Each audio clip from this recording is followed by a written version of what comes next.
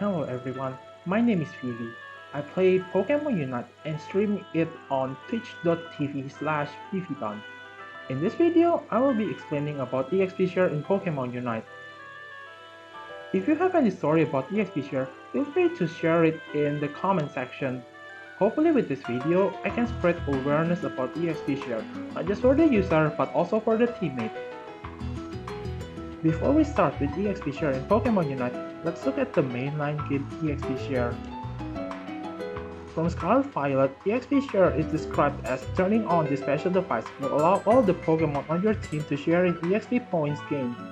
If you defeat a Pokemon, your active Pokemon will receive 100% EXP, while your inactive Pokemon will receive 50% EXP. It is mostly used to climb EXP and level.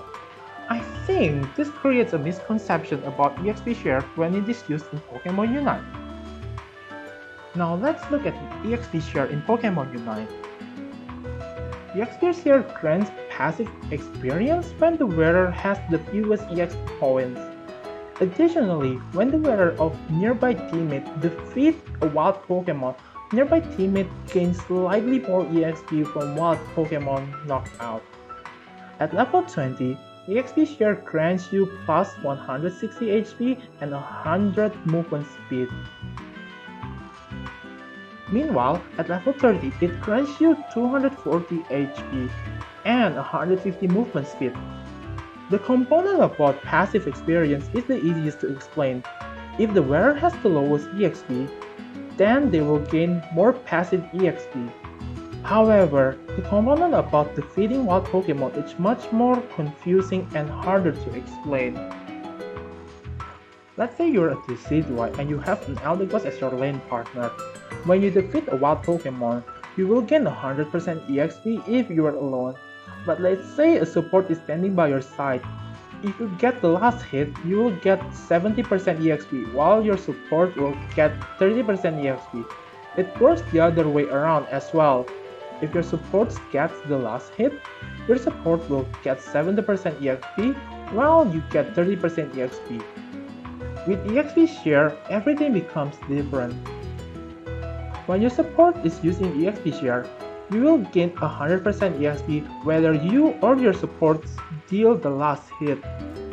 Meanwhile, your support will gain 30% EXP whether you or your support deal the last hit.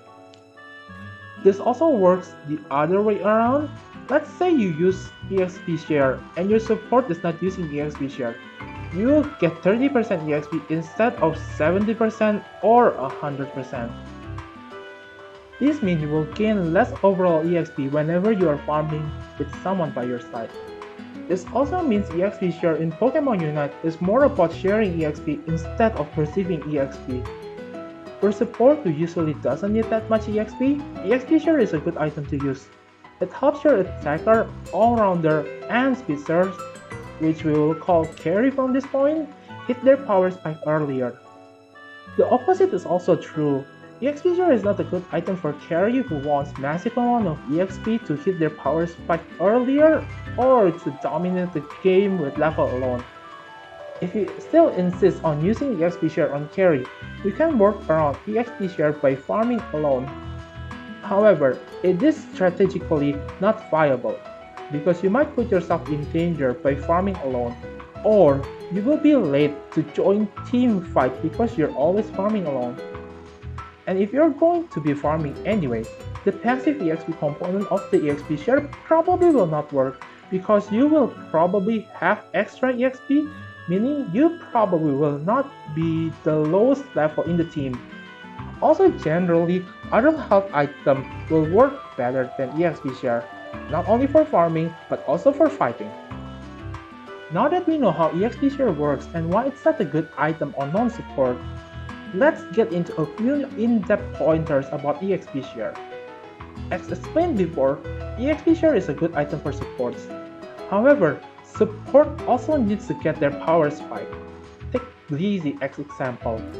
Blissey needs to evolve at level 4 and get either Soft Pull or Safeguard, and level 6 for Egg Bomb or Helping Hand. It is a good idea to move away from your teammate and get solo experience from a wild Pokemon, especially when you need to evolve. Scoring early is also a good option because you gain EXP by scoring. Mid to late game, you will have access to your Unite move. Sometimes you will need to farm the wild Pokemon. Wild Pokemon will give you 4% Unite chargeback. Now this is where carry and supports need to be a little bit more mindful. Look near the timer to see whether your teammate has Unite or not. If you and your support don't have your Unite, it's better to judge whose Unite is much more useful. If your Unite is more useful, then you should be getting all the last hit. If your support's Unite is more useful, you should give your support all the last hit. Now, what if your support has the Unite while you don't? You take all the last hit. Now, what if you have Unite but your support doesn't? You give them all the last hit. The overall EXP gain will be the same. Your support with Exp Share will always get 30% EXP while you get 100% EXP. That's all about Exp Share. This is the first time I make a guide video, and I hope this video will be useful for everyone. I also hope this video does not contain any misinformation and is not missing anything. However, if I actually made a mistake or I am missing something, please let me know in the comment section. With that said, thank you very much for watching. I hope everyone will have a wonderful time. Please spread this awareness to all Pokemon Unite players, or else you'll get Exp Share Charizard in your team. Or worse, I will play Exp Share as y'all. Goodbye.